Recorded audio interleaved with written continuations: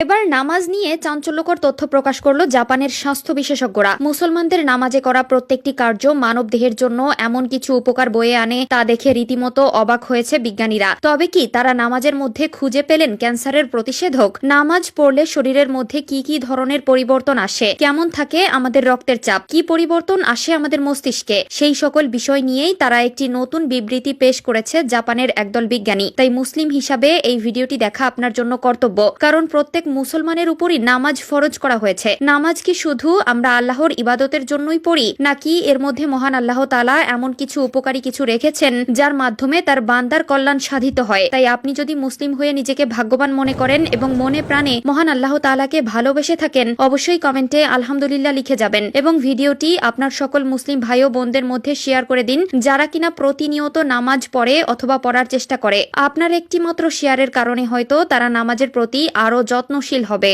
আর যখন তারা জানতে পারবে নামাজ পড়ার এই সকল গুণাগুণ ও উপকারিতা, তখন তাদের নামাজের প্রতি আগ্রহ অধিক পরিমাণ বৃদ্ধি পাবে। প্রিয় দর্শক, এবার নামাজ আদায়ের মাধ্যমে শারীরিক ও মানসিক উপকারিতার কথা উঠে এসেছে বৈজ্ঞানিক গবেষণায়। ইসলাম যে সত্যের ধর্ম তা আবারও প্রমাণিত হলো এই গবেষণায়। ইসলাম ধর্মের অনুসারীদের জন্য প্রতিদিন 5 ওয়াক্ত নামাজ আদায় করা ফরজ। এটি মহান আল্লাহ তাআলার নির্দেশ। এই বিধান লঙ্ঘনে রয়েছে কঠোর শাস্তির ঘোষণা। নামাজ পড়লে মানুষের শারীরিক ও মানসিক অনেক উপকারিতা সাধিত হয়। বিজ্ঞানীদের এক গবেষণায় এমনই তথ্য উঠে এসেছে। জাপানের নামকরা এক বিশ্ববিদ্যালয়ের একদল গবেষক জানিয়েছে, নিয়মিত 5 ওয়াক্ত নামাজ পড়লে সুস্থ থাকা যায়, এমনকি এর মাধ্যমে শরীরের ক্যান্সার প্রতিরোধ সম্ভব। নামাজ পড়ার মাধ্যমে মানুষ শারীরিক ও মানসিকভাবে সুস্থ থাকতে পারে। গবেষণায় আরও উল্লেখ করা হয়, যদি নিয়মিত 5 ওয়াক্ত নামাজ পড়া হয় তবে পিঠের ব্যথা কমে যায়, শরীরে রক্ত প্রবাহ স্বাভাবিক হয়। নামাজ পড়ার ফলে রক্তচাপ এবং হৃদকম্পন কমে যায়, যা মানুষের পেশিকে শিথিল করে।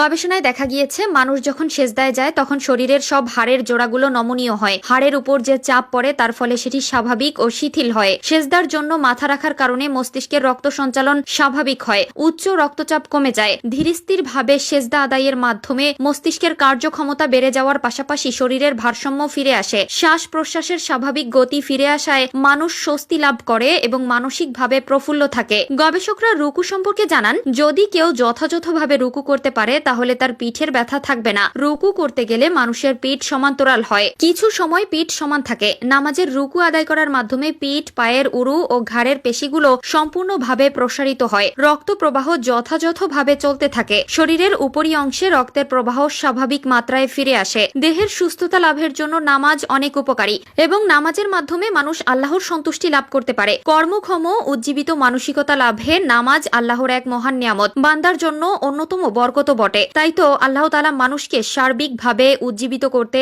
নামাজের প্রতি গুরুত্ব আরোপ করেছেন, আর তা না পারলে শাস্তির বিধানও রেখেছেন। তাই প্রিয় মুসলিম ভাই ও বোনেরা, নামাজ মুসলিমের জন্যই উপকারী এবং বর্তমান বিজ্ঞানও নামাজ পড়ার ফজিলত সম্পর্কে তথ্য জানিয়ে দিয়েছেন। তাই আজ থেকে ইনশাআল্লাহ কেউ নামাজ ত্যাগ করবেন না।